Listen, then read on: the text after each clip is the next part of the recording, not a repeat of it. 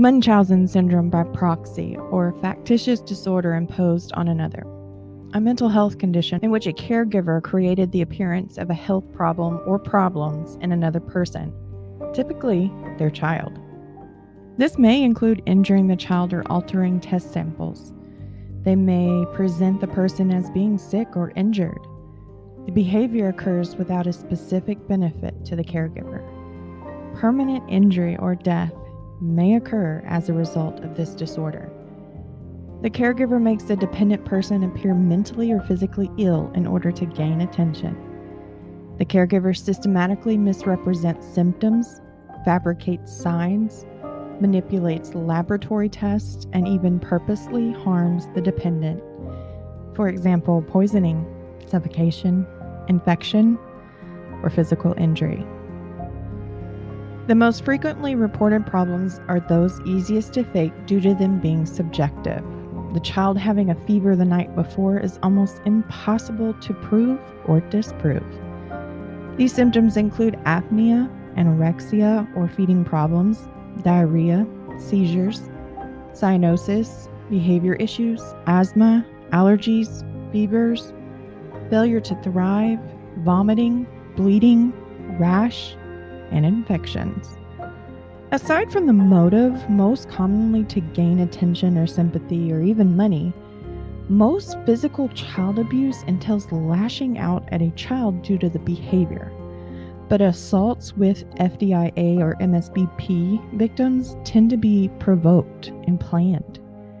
Sadly, this form of abuse is unique in the fact that the healthcare providers play an active role, unintentionally by enabling the abuse. Healthcare professionals are manipulated into a partnership or child maltreatment. If the caregiver ever feels threatened by the amount of questioning from the physician, they will stop seeing the doctor and begin to doctor shop. Dede Blanchard did all of this and more. A single mom who lived day in and day out fighting for answers for her ailing daughter. Stories of a father who ran out on her and their sickly child played the forefront of some of them. Others played on the empathy of those displaced by Hurricane Katrina. But all of them were after one thing: materialistic items, money, trips, and more were the endgame for Dede Blanchard and her parade of poor ailing daughter, Gypsy Rose. Not everything is as it seems.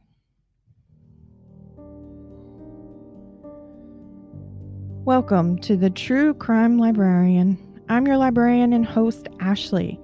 Tonight we kick off with a new case, one that is different from most true crime stories. As children, we grew up to believe our moms knew best. If she said we were sick, had to be. If she said we were unruly and difficult to handle, then we were a problem child. If we were a little genius running around, then we were so smart. But what happens when the words and stories your mom tells are the furthest thing from the truth? Who's going to believe a child over none other than their mother? Gypsy was desperate for a normal life, one like her big sister, one that she watched in movies. Her happily ever after was out there somewhere.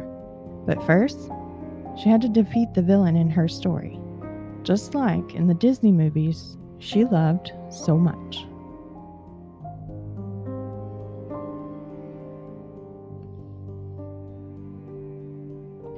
Warning, this episode contains graphic detail of child abuse, medical procedures, murder, and adult language. Listeners' discretion is advised. If you feel any of this may be too much for you, please skip this episode or have someone listen with you or for you.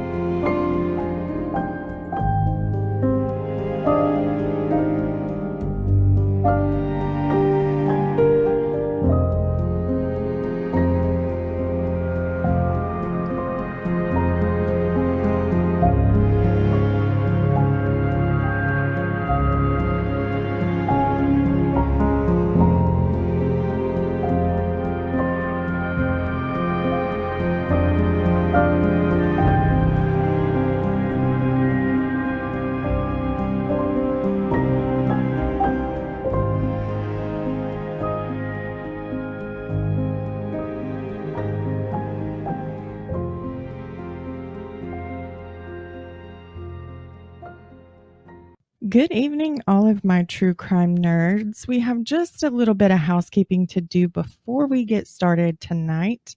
Please, if you haven't yet, go follow the True Crime Librarian on Facebook, Instagram, or Twitter. This is the perfect way to follow the librarian and what is going on with the show, along with me as well. Don't forget, tomorrow is the last day to snag that 1-year anniversary merch. So head over to thetruecrimelibrarian.com and pick that up before time runs out. Don't forget to leave a review, recommendation, or even donate to the show, as all of these help a little show like TTCL stay alive, bringing you the true crime stories you want to hear. Tonight, I'm going to spread some nerd love a little differently.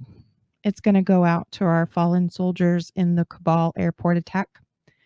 Listeners or not, those were our brothers and sisters over there fighting in situations we could hardly fathom. Red, white, right, left. We feel those losses as a country and keep all of their family in our prayers. Now to what you all came here for, the true crime. Let me start off with this.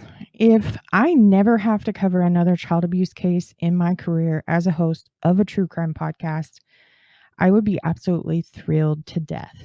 And so very thankful for the people out there whose job it is to protect children from the abuse they've had to endure. Sadly, we're not there yet. So my 2 cents is, if you see something, say something. So many kids are neglected and physically and mentally abused, and all are terrified that no one will believe them if they try to stand up and say something. And tonight, our case is no different. I want to start off a little bit to kind of educate you on what we're looking at here, because this is a huge psychological case, right? This is the case of Gypsy Rose and Dede Blanchard, and the big neon sign here is Munchausen's by proxy, or factitious disorder imposed on another.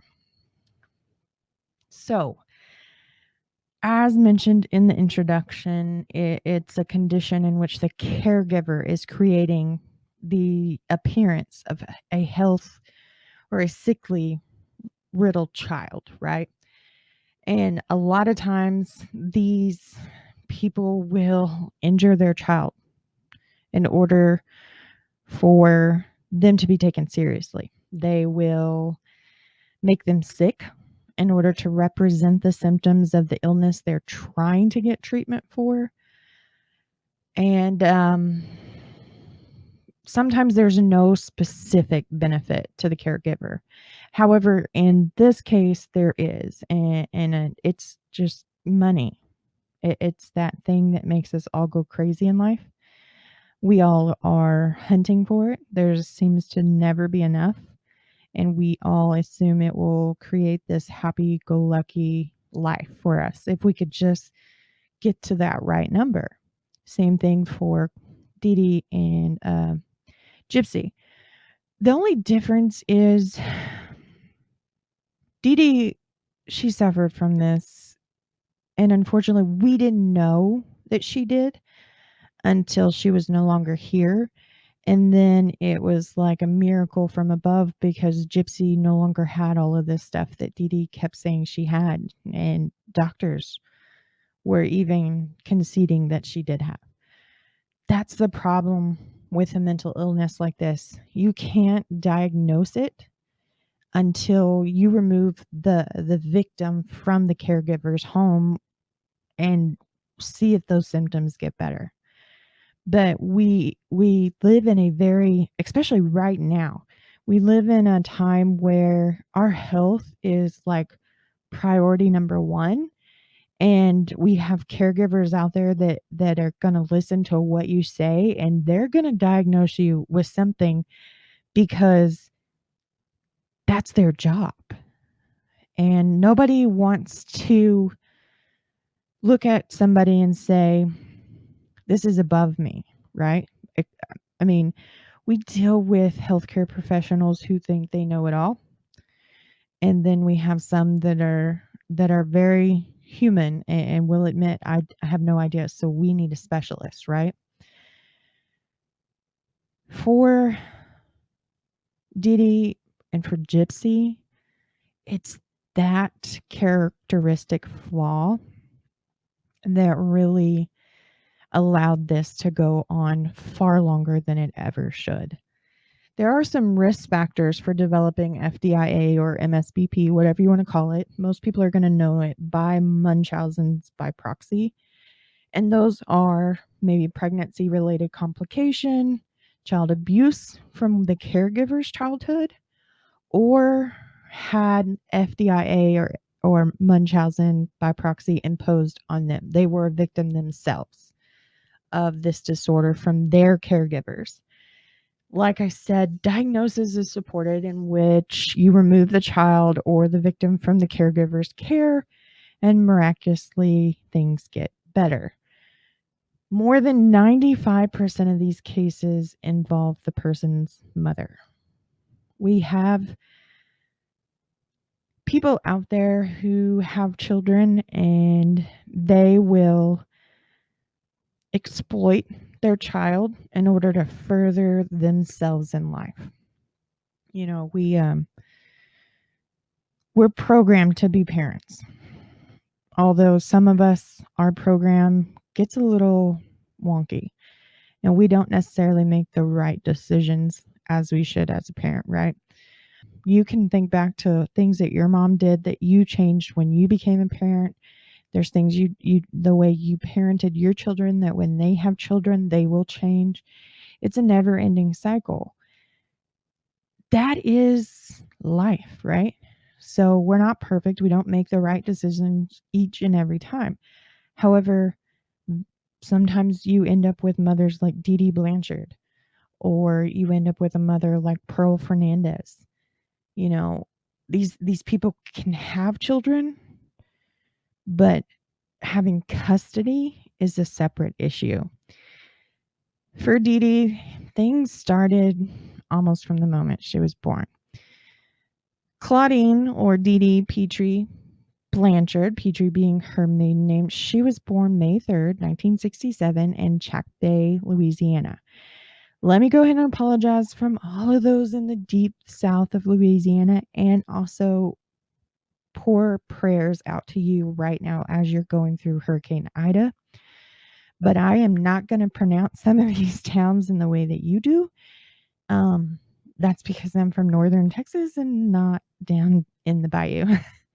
So Gyspy, it's deep in what we know here as Cajun country.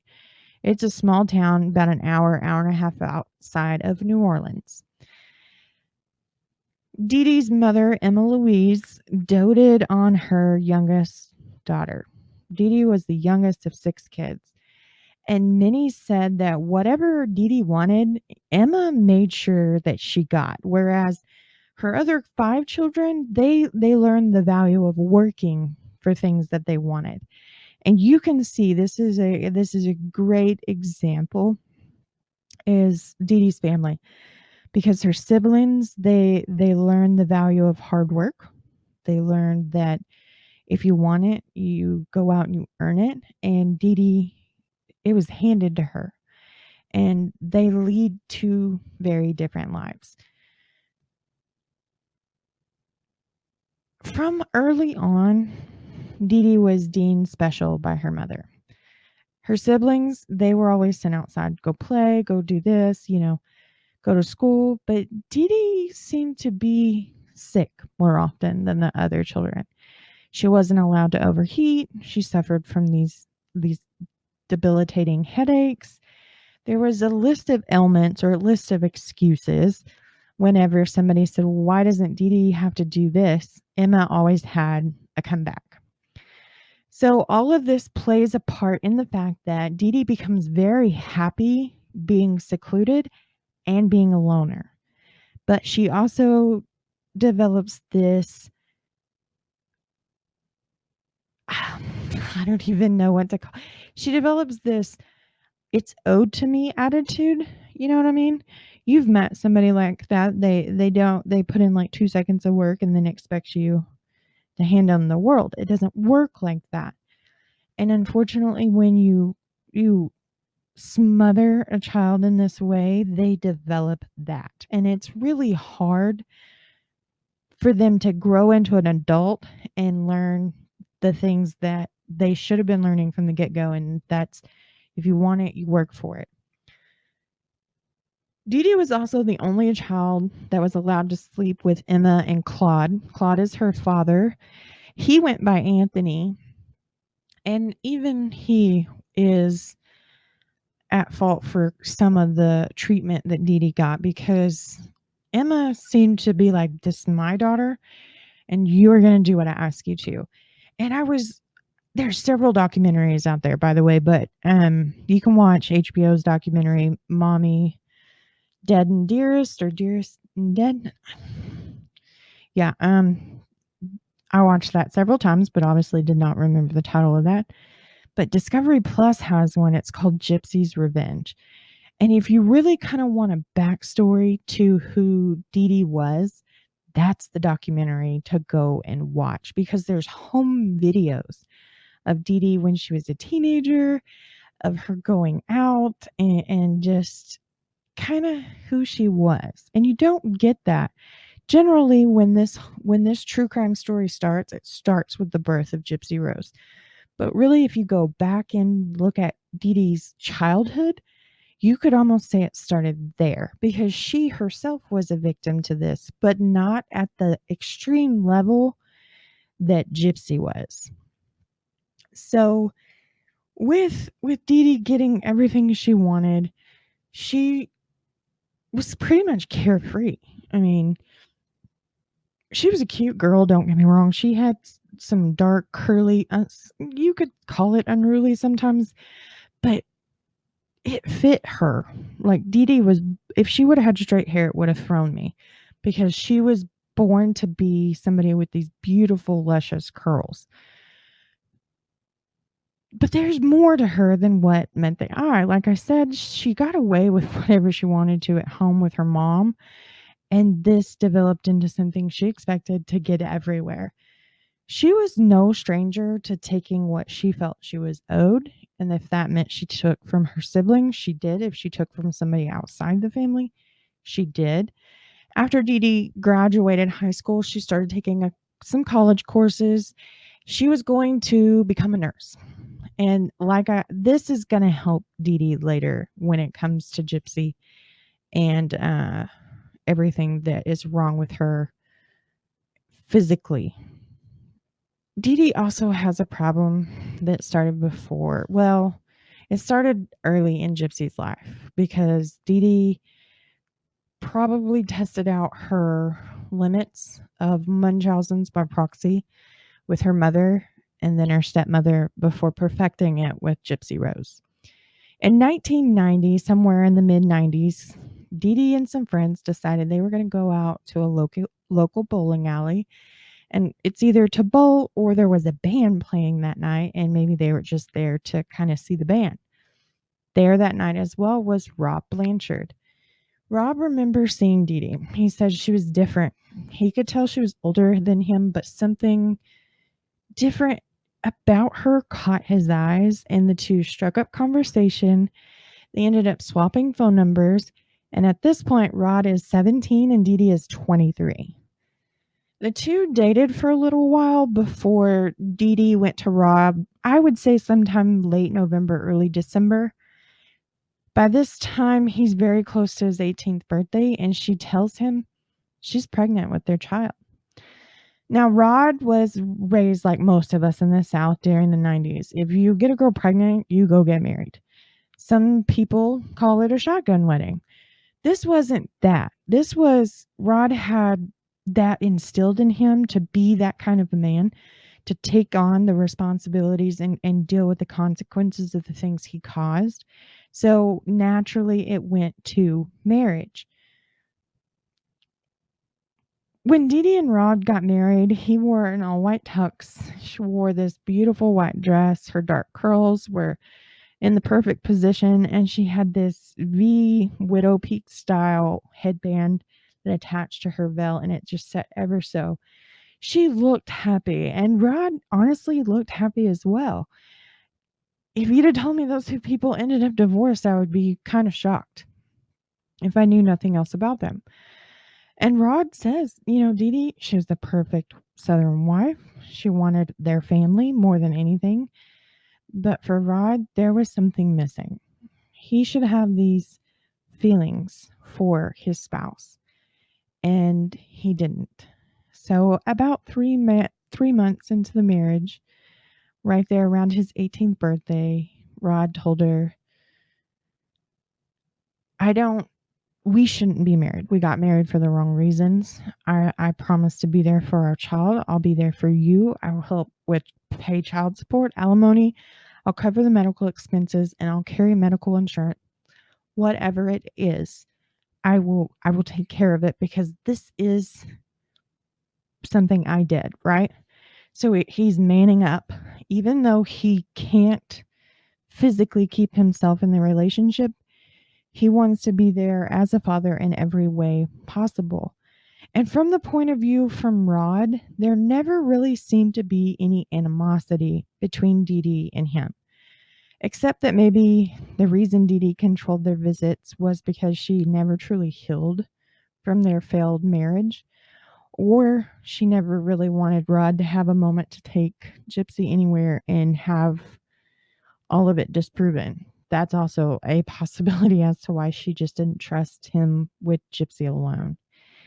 Dee Dee did move back in with her parents back in Chack Bay, and on July 27th of 1991, Gypsy Rose Blanchard came into the world. Dee Dee claims she was months premature, but I wouldn't say she was more than a few weeks, if that, premature, because Gypsy was just a beautiful, healthy baby. She was so cute. Dee Dee really loved the name Gypsy, and so that's where her first name came from. And then Rod had a special place for Guns N' Roses, and that's where Rose came from. Like I said, Gypsy was a beautiful, healthy baby. She had these big, gorgeous brown eyes. Her aunt dubbed her Possum, and it's so cute because she kind of did look like a little possum. If you look at a infancy photo of Gypsy and look at a picture of Gypsy now, she still has that extremely adorable look to her, and it's in her eyes. You can tell that she is genuinely a good person, and she loves to smile, and you can see the happiness that she exuberates her entire life. She has a different outlook on life, I'll tell you. And after everything she's been through, it's hard to believe she still has that outlook. If Gypsy couldn't be with her mother, if Dee Dee couldn't be there with her child for every moment of the day, then she left her with Emma and Anthony, Dee Dee's parents. Rod was never trusted with his own daughter, not for an hour, not for 30 minutes, not for long. Dee Dee or Emma or Anthony was always there. If Rod was around, somebody was there to supervise. It's around this time that Emma, Dee Dee's mom, her health kind of takes a turn. And Anthony, from what I can tell, is still working. And with Dee Dee being home taking care of Gypsy, it was just natural to pick up the care of her mother. And I would say this is the point where she slowly starts that slide into Munchausen Syndrome. It engulfs her, and unfortunately engulfs the future for Gypsy. Emma is slowly starved to death by Dee Dee, which is really hard to hear, knowing how much Emma doted on Dee Dee early in life. And then for Dee Dee to turn around and this is the repayment, it's kind of hard to hear. Brothers and sisters of Dee Dee said that when Emma did finally succumb to the starvation and passed away, Dee Dee took her mother's death kind of hard. And I can see this because her mother provides that constant attention that was just given to her from the moment she was born. And by the time she got to this point where she's a mother herself, she has to have that attention in order to have a great day. in order to take the next breath. It has instilled with her so deep that it's part of her characteristics. And so now that Emma's gone, Dee Dee didn't have it. And she really wasn't getting it from anyone else. I mean, her marriage had failed with Rod. Her brothers and sisters, they're older, they're married, they're off doing their own life. Her dad is probably sinking himself into work after the loss of his wife. There's nobody there to offer that to Dee Dee. And she's got to figure out how to get it somewhere else. Problems with Gypsy and her health also started around this time. Now, I guess you could say it started when she was born, because Dee Dee said, she was months premature. Really, she might have been a couple weeks. But Rod was told very, very early on, right around the time Gypsy was born, she had developed a chromosome disorder. The details of this illness are very unclear in Gypsy's medical history. And with it being such a broad definition, there's no telling what kind of chromosome disorder Gypsy or Dee Dee had in mind. I mean, you could go from anything from cystic fibrosis to autism to Down syndrome. The list is endless. But this is the start of the extensive medical history of Gypsy Rose. Next, Gypsy had developed sleep apnea, according to Dee Dee. She told Rod that Gypsy had stopped breathing a couple times during the night. And remember back to the intro when I said that apnea was one of those most common symptoms or common diseases that is used in FDIA or MSBP because it's so subjective. Because you can take a person in and say they have sleep apnea. Well, obviously they're not sleeping at that time that you take them to the doctor's office, so it's not observed. And there are sleep clinics where you go to now and they monitor how you sleep the entire night, and they can mark when you have these apnea episodes. But it's really hard with an infant. And sleep studies on them are very rarely done. So at this point, something has to happen, because we can't let this infant continue to have these periods where they're not breathing. So let's get a heart monitor on there. That'll kind of show us if there's an incline or there's, widening of the heartbeats. There's something for us to measure, and we can start treating this apnea. So Dee Dee told Rod that Gypsy was going to wear a heart monitor while she slept, and eventually Gypsy would have to wear a CPAP machine. And if you don't know what that is, it's a machine that forces oxygen into your lungs. You have these moments. So sleep apnea is you literally don't take a breath for over 30 seconds. So the machine will pump oxygen into your nose. There's several different out there, but most common is the nose. And it pumps it in, inflates your lungs when your body doesn't send the signal out to take a breath in. So Gypsy, she eventually has to wear one of these. And she later will say that her breathing got worse when she had to wear the machine. And that's because a CPAP machine, when it forces that into, it's not always at the rhythm that your brain is sending that signal out to take a breath, right? So if you're exhaling and that machine is trying to pump oxygen into you and you have very normal functioning lungs, it can be very detrimental to the health. Once Emma passes, it's Gypsy is the only person that needs to be taken care of at this time. And it's around this time Dee Dee begins getting caught up in some of her run-ins with the law. She's no stranger to being arrested. Let me just start there. Dee Dee didn't go from a law-abiding citizen to this super fraudulent woman overnight, right? We don't typically see a person who never had a criminal history. All of a sudden, they commit the most heinous act they could, right? Typically, there's like a crescendo to it. So with Dee Dee, she had some fraudulent charges in her history. She was picked up for petty theft more than once.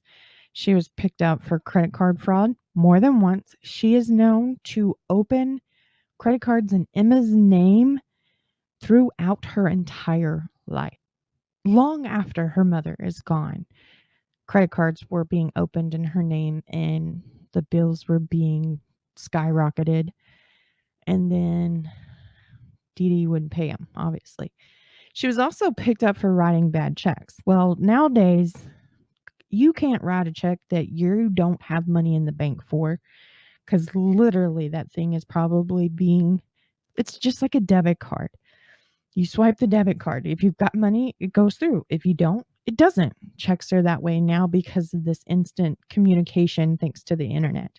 But back then, it took, 5 to 7 business days for your check to clear from the bank of the store that you went to and shopped at to the bank that you bank at with a check and go, oh, they don't have any money.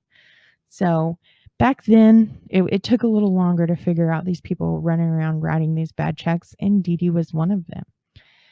Her father marries Dee Dee's stepmother, Laura, and Laura plays a big part in this story as well. It's not clear as to what led Laura needing to be under Dee Dee's care, but at some point she does. And the family believes it's fairly early on when Dee Dee picks up caring for Laura that she begins to poison her stepmother with Roundup weed killer. Roundup has been a huge name in some of these big litigations with companies using cancerous materials to make their product. Roundup is one of those. And so it took no time at all to really just eventually make Laura completely 100% bedridden. She couldn't get up. She couldn't bear her own weight.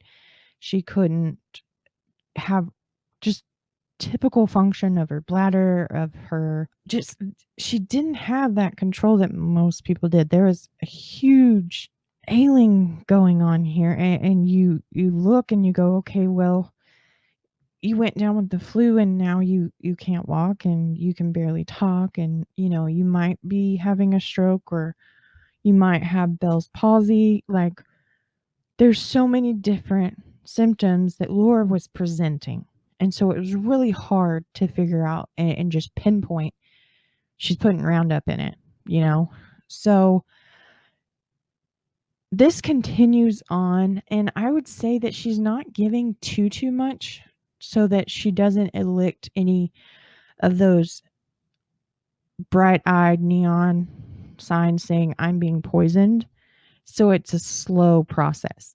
Well, eventually Dee Dee and Gypsy, they have to move, and they move out of the home of Anthony and Laura. And it's funny because Laura regains her strength. She eventually comes back to some sort of normalcy, but Roundup had a very lasting effect on Laura, and sadly she passed away in 2018. And the family of Dee Dee believe that the slow poisoning using the Roundup eventually took her life. So I'm going to throw out a little bit of a warning right here. We're going to go into talking about Gypsy Rose and her medical history. Let me just make note. For those of you who do not know, like, the bare bones of this case, each of these ailments are of Dee Dee's mind and her recollection of Gypsy's history. But like I said, things are not as they seem. Dee Dee ends up moving her and Gypsy to Thibodeau, and this puts a little bit of distance between Dee Dee and Rod, making it harder for Rod to get time to spend with Gypsy. He would drive and go see his daughter. It didn't matter. If Dee Dee said, yeah, you can see her, Rod was there. And he tried to get as much time with her as he could. And Dee Dee seemingly looked and presented like, whatever you want, you can do. You want to call her, that's fine. You want to come see her, that's fine. But really, she plotted this to make it look like she was the one that was always giving him what he wanted. But in actuality, she was making it very difficult for him to have a relationship with his daughter. Rod would continue to get more updates about Gypsy and her health. She was in a small motorcycle accident when she was around 5 or so with her grandfather, and it literally caused a scrape to Gypsy's knee. From that point on, Gypsy was wheelchair bound. Gypsy later says in interviews that her mother was making her walk with a walker prior to that accident, and it was apparently because Gypsy was losing her balance and her capability to carry her own weight was slowly diminishing. Gypsy began having seizures around the age of 4 to 6 years old. So right around the time we're getting wheelchair bound, all of a sudden she's got these epileptic seizures going on. This would cause the muscles in her eye to weaken and give the appearance of a lazy eye. Now, Rod was told with each seizure that she had, it was knocking her back a year or two mentally. So we're already planting that she's mentally incompetent. And if she makes any claims of abuse, nobody's going to take her seriously because she's mildly, mentally handicapped. This also made it very hard for Gypsy to trust anyone out of fear that they would just chalk it up to her being mentally disabled. Testing began happening with Gypsy at rapid pace at this point. She was having scans, she was having blood work, she was having unnecessary biopsies, all to prove or disprove, depending on how you look at it, because really every single test came back normal, that the ailments that Gypsy had, according to Dee Dee. So they were testing her for everything under the sun. She had multiple muscle biopsies, and if you haven't ever had one, I looked it up to kind of see what the procedure was. It is a very painful procedure, one that you are not sedated for. So there's just general like topical kind of numbing that occurs, and that's it. Gypsy began wearing her signature big glasses due to these eye problems she was having with each seizure. Around the same time that she was placed in the wheelchair, she also had a feeding tube inserted into her stomach. As to why it was placed, there are conflicting reports. Some sources are saying that it was due to her muscular dystrophy, which is what caused her to have most of these procedures happening at this point, because Dee Dee was certain that her child had muscular dystrophy, and that was why she needed the wheelchair and the walker. This could be the same thing. If she did have muscular dystrophy, most of those patients end up with a feeding tube, because that is all muscular in order to take food from your mouth to your stomach. There's some reports that say that her stomach lining had twisted due to reflux, and this was another thing that Dee Dee said that Gypsy had wrong with her. She had this acid reflux. She was constantly vomiting because if you laid her flat, just whatever she had in her stomach would just come back up. Another says that given Dee Dee's history with her own mother, Emma, and her slow poisoning of her stepmother, Laura, Gypsy having a feeding tube in her stomach is terrifying. Everything, and I mean everything, all the medications, all the protein shakes, the smoothies, all of that went into her feeding tube. Very rarely was Gypsy allowed to eat anything like a normal person. Dee Dee was adamant, we need a feeding tube, we're sticking to it. So with her history, with those two mother figures in her life, I am absolutely terrified to learn what she could have or might have put into Gypsy's feeding tube. Soon, Dee Dee and Gypsy would have to move even further away from Gypsy's dad, and they moved into New Orleans. This is because they needed to be closer to the specialized doctors, to these children's hospitals that catered to patients like Gypsy. But more importantly, this allowed Dee Dee to switch providers whenever she felt like anyone was questioning what she was saying. Gypsy was not allowed to talk during these visits. And at this point, she's still relatively young. So a lot of doctors will turn to the parent in order to get a clear understanding of what is going on. At this point, the rate at which Gypsy is having procedures done is astronomically fast. Dee Dee's still on this. She has muscular dystrophy. She's now on to, she has leukemia. We have this acid reflux going on. We have so much occurring at a rapid rate with Gypsy. It's really kind of hard to kind of pinpoint when these ailments came along. Gypsy had her salivary glands removed because she drooled too much. She still does have some because the body still needs the enzymes that come from your spit in order to break down food and in order to keep dental caries away. So not all of her salivary glands were removed, but most of them were. And Gypsy can tell you, Dee Dee would rub this numbing gel on her gums prior to going to the doctors. And then she would come in and she's drooling all over the place, and it only sells Dee Dee's story more. The combination between having those salivary glands removed and the Tegretol she had to be on in order to control her epileptic seizures, Gypsy's teeth are starting to be the price to pay. And they're literally crumbling out of her mouth.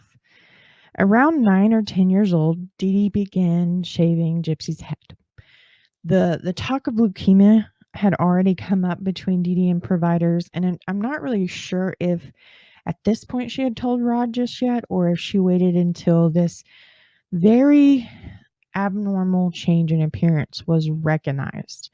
So she told Gypsy, you have leukemia, you have cancer, and the medication they are giving us to treat the cancer is going to make your hair fall out. So we're going to keep it shaved so that it's always nice and neat. So what kid is going to defy their mother? If you're told you have cancer by the person who takes care of you, do you question it? No. You don't, because first of all, that is probably the number one fear in a lot of people, is being diagnosed with cancer and having to fight that fight, because we watch so many people fight it, and we watch so many people who enter into remission, but just as many lose their battle. And that's terrifying for most people. And when you're 9 or 10 years old and you're being told you have cancer, the possibility of having this long life ahead of you suddenly is yanked, and fear replaces all of that. So now we've got cancer. We have muscular dystrophy. We have cancer. We have GI reflux. We have sleep apnea. Stop me when I've overgone too much. This poor child has had so much reported wrong with her at this point. There's no other word out there for it right now than torture. That's literally what is going on. In order to prove that Dee Dee's right and to get the sympathy from, the nurses, the office staff, the doctors, charities, whatever, in order to obtain all of that, you have to make this lie believable. It's exhausting for Dee Dee, and I can imagine, but it's also exhausting for Gypsy, because she's not allowed to ask questions. And at 9 or 10 years old, you have that capability of forming questions that are legitimate questions, like, am I going to die? What do you mean you're treating it? They can understand the simplistic of chemotherapy and radiation therapy. But for Gypsy, she was instructed, you don't talk. I do the talking. You just sit there, you play with your doll, and me and the doctor are going to have a conversation. Well, August 29th, 16 years ago in 2005, Hurricane Katrina devastated Louisiana. Dee Dee and Gypsy were living in New Orleans at the time, and they lost their home. And according to Dee Dee, they also lost all of Gypsy's medical records. Hurricane Katrina is one of the most devastating hurricanes to rage against the Gulf of Mexico on the American coastline. It created over $125 billion in damages. It was marked Category 3 when it made landfall, like I said, 16 years ago today. This is a horrendous natural disaster, but it provided even more fuel for Dee Dee when it came to Gypsy and her ailments. With the level of devastation it created within New Orleans and the tiny neighboring towns, Dee Dee was able to persuade new medical professionals that Gypsy had each and every disease listed in her history. Because there's no medical records to prove or disprove these claims because anything and everything was washed away in the devastation. Well, just a few days later, Dee Dee and Gypsy, they are relocated to Missouri, which is now 11 hours away from Rod Blanchard. And at this point, he's only able to communicate with his daughter, who is 14 years old at this point, by telephone. The medical abuse, it ramped up from here. Being away from all of those who knew Dee Dee and what she was capable of just made things easier. Medications by the dozens were being prescribed to Gypsy, most of which would keep Gypsy in this medicated, sedated state. This worked for Dee Dee because she was able to control the situations at doctor visits and hospital stays. The only things said were the things that Dee Dee wanted people to hear. If Gypsy was able to speak in any one of the numerous interviews that she had given since moving to Missouri, Dee Dee had Gypsy's hand in hers. Sweet, loving, a mother's love so strong and relentless, love seemingly uncomparable. No, this was Dee Dee's way to keep Gypsy on the scripted lines and everything in check. If Gypsy said or even implicated anything different than what Dee Dee had told her to say, Dee Dee bared down on Gypsy's fingers, and you would see the child's mouth falter, and soon her turn talking would end almost immediately. The physical abuse was starting, if not already. Like I said, Gypsy's 14. It's not clear that she knows she's that old. She may only believe she's 10 or 11 at this time because Dee Dee had begun altering Gypsy's birth records and her social security card. Her birth certificate sometimes read 1991, other times it read 1995. This was just to keep Gypsy under her thumb even longer, really. Because as long as she's under the age of 18, or seemingly under the age of 18, Dee Dee makes the decisions, right? So the physical abuse, the accounts, the dates, it's harder to pin down in this case because the only two that could really put a timeline to the abuse are Gypsy and her mother. Well, Dee Dee's gone. We only have what we have due to interviews, documentaries, things that her father has actively sought out and corrected since rekindling his relationship with his daughter after her arrest. If Gypsy didn't do like she was supposed to during doctor visits, either by saying or doing something wrong, maybe even not presenting the right symptoms for the disease Dee Dee's trying to convince the doctors of, Gypsy was going to pay for it, either on the way home by a constant onslaught of emotional abuse, or when they were behind closed doors and she's being hit and slapped and probably told something along the lines of, "Why are you doing this to me? All I'm trying to do is get you care that you need, and you're doing everything you can to mess it up. Don't you realize how tiring this is? Don't you realize how hard I'm working?" I've been looking at several different cases where Munchausen Syndrome by proxy is the leading cause of abuse. And this dialogue is spewed at the victims time and time again. a selfless mother or caretaker just trying to get care for their sickly child. And they're tired of always being the one to fight the fights, and no one is even there to help them, not even the victim it's themselves. It is detrimental to self-esteem in the victim. Makes them feel like they're doing everything wrong, that, their caregiver, their mother is right. I'm sick. Why can't I just show the doctor how sick I am and help her? There's the promise, I'll do better next time. I'll be a good girl at the next visit. You just, you read so many of these stories and you try to put yourself in that situation. I couldn't imagine the level of mental abuse going on top of the torture with the medical procedures and the testing and everything in between. The medication, it's making you feel sick all the time. And now your mother, your caregiver, whatever, they're yelling at you because you can't even simply be sick right. It just knocks you down several pegs each time it occurs, not just the first time. Each time it occurs, there's the promise, I'll do better. The promise, I will be a good girl. But in their head, they are now bullying themselves because they're not, doing what they should be doing.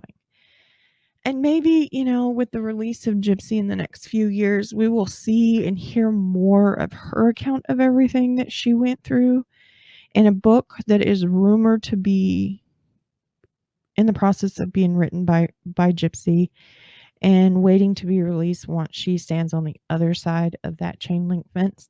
And maybe we will get a better understanding of this story. The only thing is, I think that we are just going to feel like the justice system failed Gypsy even more than we do knowing what we know. In 2007, Dee Dee took Gypsy to a pediatric neurologist, Dr. Flasterstein, and he is highly important to the story. Gypsy assumed the normal routine inside of the appointment with the neurologist. They were there trying to continue the treatment for Gypsy's muscular dystrophy. They're now in a new state, in a new area. Hurricane Katrina that took all of our history and our paperwork away. This is what they were prescribing for her. This is what they were recommending we do. I'm just here to get you to sign off on that, right? Well, Dr. Flasterstein, he sees something different. In his notes, he marks that Dee Dee isn't a very good historian. He notes that Gypsy's legs are not showing the muscular atrophy you would see in a patient who has no use of their legs. And he literally writes in the chart, suspect of Munchausen's by proxy. Dee Dee was very quick to pick up on Dr. Flasterstein and him not believing what she was telling him. She submitted in writing for a copy of his notes and everything that was taken during Gypsy's visits. And once she got them and saw that he suspected this, she knew she was right. Dee Dee and Gypsy never went back to see Dr. Flasterstein again. At this point, the duty that is on that doctor, he was the only doctor as of right now that we know of that hit the nail right on the head with Dee Dee and Gypsy. He had a duty to his patient, which was Gypsy, not Dee Dee, to file a report with the proper authorities and have the home life of Gypsy investigated. So much could have been avoided had he done what he was supposed to do. And we go back to that oath that we talked about with the Amanda Winkowski's case and the ME. Gypsy could be living a completely and totally different life at this point had he done not only the right thing, but the thing that was his obligation. Now, in interviews with Dr. Flasterstein, he says that his obligation was to provide the pediatrician of his suspicions. And from there, it was on that doctor. It's really hard to get any traction when you're saying, so and so told me so and so is doing this, right? So, how is it that the pediatrician could see the notes taken by Dr. Flasterstein, see his, assumption of the situation, and then they make the report? He was still the physician who was being sought out to treat Gypsy. And the moment he questioned Dee Dee, it fell apart. In 2007, after maybe right before this visit with Dr. Flasterstein, Gypsy was named Child of the Year by the Olay Foundation. She was given this honor due to her outlook on everything. She was plagued with illness, and yet this young girl had such a positive outlook on life.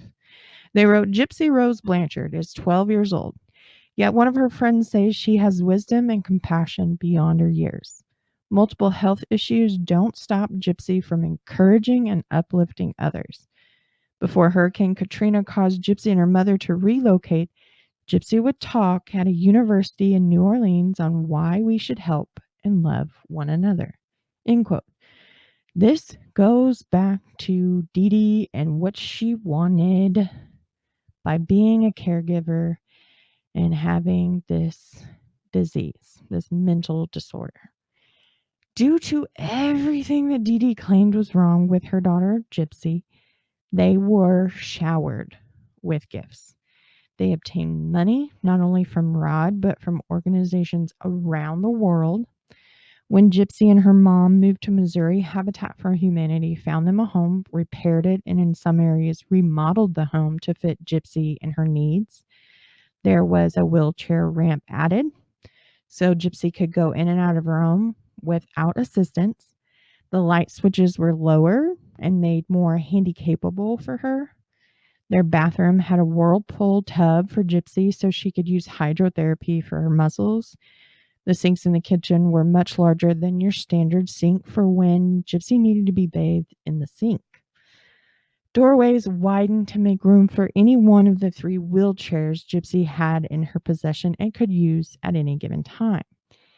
Gypsy and Dee Dee attended concerts with special passes, allowing them to meet performers like Miranda Lambert. Gypsy was able to meet Miranda through the Make-A-Wish Foundation. Dee Dee was very smart when it came to portraying this devoted single mother with a sick child. At some point, you could say that this turns into malingering with FDIA or MSBP. Dee Dee never seemed to work, but somehow the family had the means to go and do some more. Dee Dee, she had been known to set up movie showings in her home, complete with a personal concession stand. She would charge people to come and watch a movie and purchase some food from the concession stand, all as a way to raise money to pay for some of the medicines, procedures, and mounting bills she claimed to have. Here's the thing.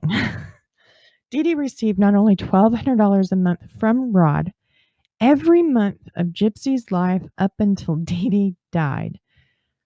She also got governmental assistance that included food stamps, disability checks, social security checks, all because Gypsy needed around-the-clock care and Dee Dee was going to do it. It's even said that after meeting with Miranda Lambert, she and another unnamed celebrity, or maybe more, gave Dee Dee and Gypsy money. The depth of how far this fraud really goes could only be known by one person, and that person's dead. All of these scams were just that, as Gypsy had all of her medical procedures covered by Medicaid, governmental health insurance. Nothing. Rod didn't need to pay special, medical bills. He didn't need to pay as much as he did every month. He, there were these charities that were helping them didn't need to help them.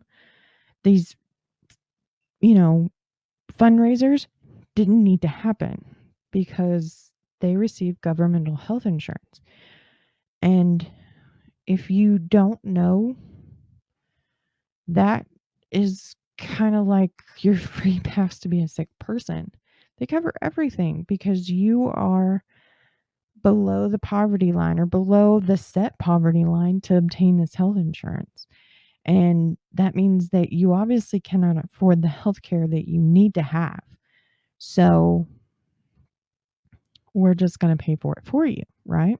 To put the cherry on top of all of this, Dee Dee is continuing to use her mother, Emma, in credit card fraud and continuing to open credit cards in her name and racking up more debt.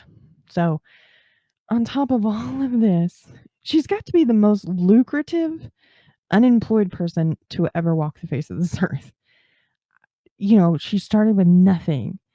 And by the time she was murdered, she had more in life than most people who work day in, day out to the day they die. It's just shocking to see what these two were able to obtain, all because Gypsy was sick. Some say that when Dee Dee could, she would make donations to charities. I can only say that this may come from an area where if she can throw people off of speculating or questioning Dee Dee and Gypsy and the illnesses, then she was going to do it. And this may be one of those. It's just a smart play in a long game of chess. If I give money back to the very people who I've taken money from when I have some extra, then nobody will ever question me. They'll be like, oh my gosh, you're so selfless. You don't have that much money. You should make this donation. Oh my gosh, thank you so much. You don't question a person giving, right? You don't ask their motives for why they're giving the money. And for somebody who has nothing, for them to give you something, you really don't question where it came from. So all of this goes back to help Dee Dee keep manipulating people into thinking that the Blanchards are some selfless people. Despite their need, they always seem to be able to give back. In reality, Dee Dee had different areas where she stashed cash, mostly from the child support coming in from Rod, some from the money Dee Dee had been given to help out with medical bills that she didn't have to pay because they had Medicaid. In 2011, Gypsy and her mother attend Comic-Con.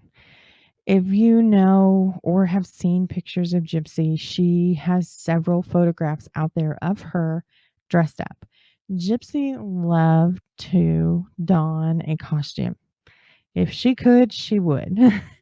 So going to something like Comic-Con where other people they're in the same,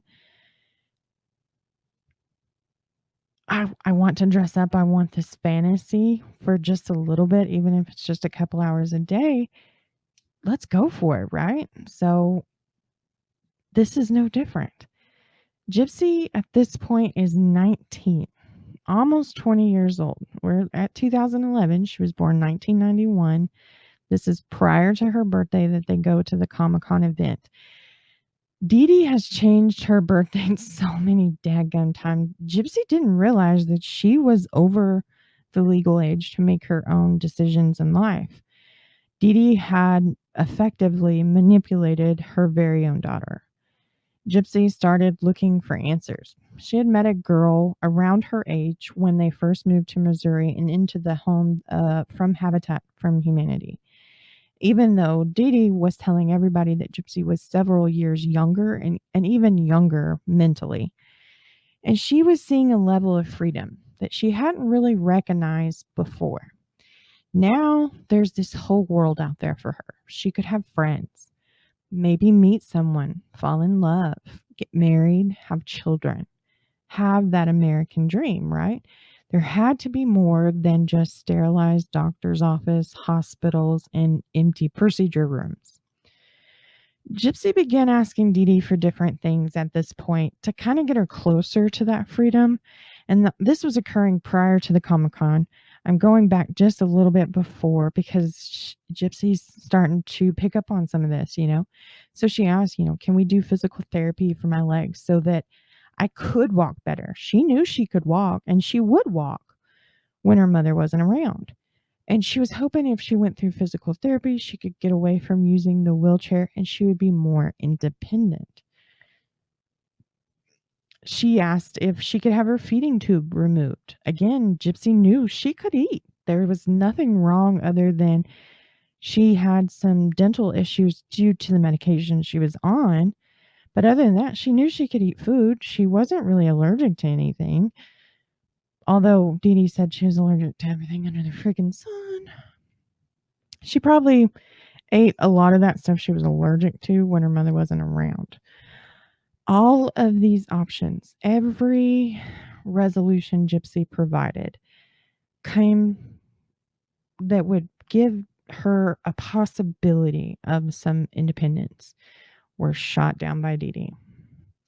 The other issue we have here is Gypsy's running across some old health records, health insurance cards. And just before Comic-Con, she found a Medicaid card that had her birth date on it, and it had the year 1991. Gypsy believed her birthday was in 1995. So she is now 4 years older than she originally thought, and from what Dee Dee tells everybody else she is. This was enough for Gypsy to decide to do something drastic. At Comic-Con, Gypsy had met a guy who was older, and for whatever reason, Gypsy just felt that she could trust him with her most private secret. Gypsy had figured out she was being abused, but to what degree she really didn't understand. Gypsy was being tortured for the sake of money, attention, and empathy for her mother. Gypsy told him what's going on at home and that she wanted to run away.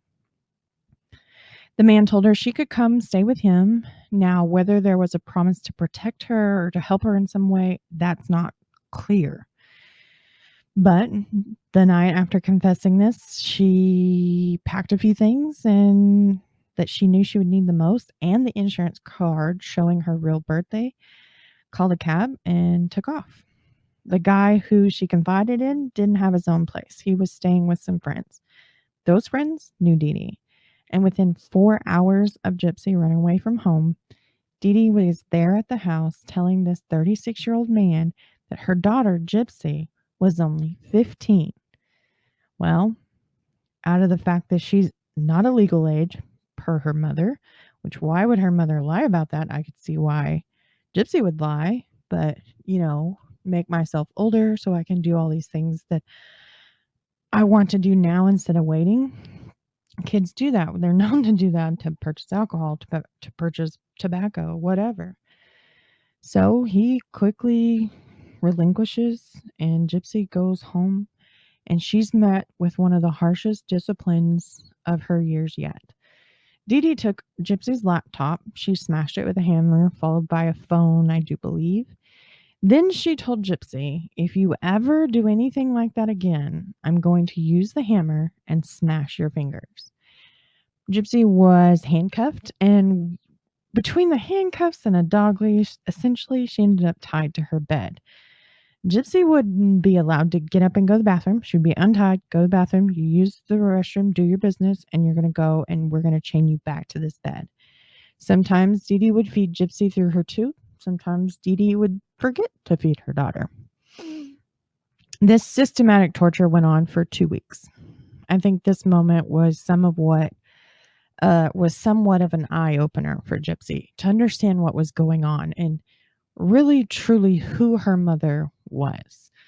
Ruffling Dee Dee's feathers at this point wasn't wise, but her desire for freedom was growing deep inside. And eventually, Gypsy was going to do whatever it took to have a taste of that, even if it meant that her mother had to die.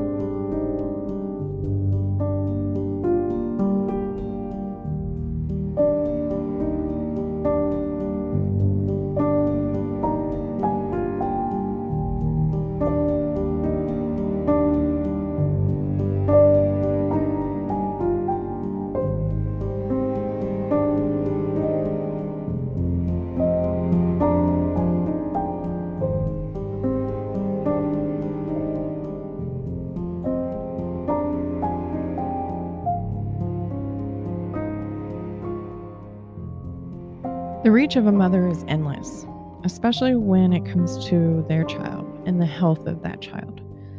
For Gypsy, it wasn't until she wanted the life of those around her, those her age, friends, a lover, marriage, children, a family of her own, that would fuel what was inside of Gypsy all along. Torture. The only word that could describe the endless onslaught of medical tests, procedures, and medication that became the norm for Gypsy Rose Blanchard. The thought of getting away from it all, doing something more to give her a better quality, was the easiest option Gypsy could come up with. But her mother wasn't going to give up the one thing that gave her everything she wanted, but never truly had to work for. For 48 years, Dee Dee was accustomed to getting what she wanted, when she wanted it. But something shifted in Dee Dee. Maybe the loss of the man that she married, or the crumbling realization that her mother was gone, possibly at her hand. And the attention was on Gypsy, her daughter, not her. The only way to redirect that attention was through the elements Gypsy had. Lie after lie was spouted without the bat of an eye, never given anyone a reason to question her. She manipulated healthcare workers into helping her abuse her only child. She watched as her daughter would crumble under the weight of it all, only to be her saving grace, all in the same breath. What Dee Dee never imagined was her daughter was going to fight back, and she was possibly stronger than Dee Dee gave her credit for. I want to thank you all for joining me tonight. In the world we live in, Munchausen Syndrome by proxy is one of the leading fascinations in the world of psychology. As a parent, we are programmed to do anything and everything to protect the children we bear. But some lack the know-how, and others have their wires crossed, and instead of protecting their young, they are the very ones to push them to the brink. Sometimes the children are not strong enough to keep them going over the edge. Next week, we take this case to the point that it became national news when something we thought was, really wasn't. As always, I leave you with one last line. You can take away innocence, but you can never take away the spirit to survive. Much love, the true crime librarian,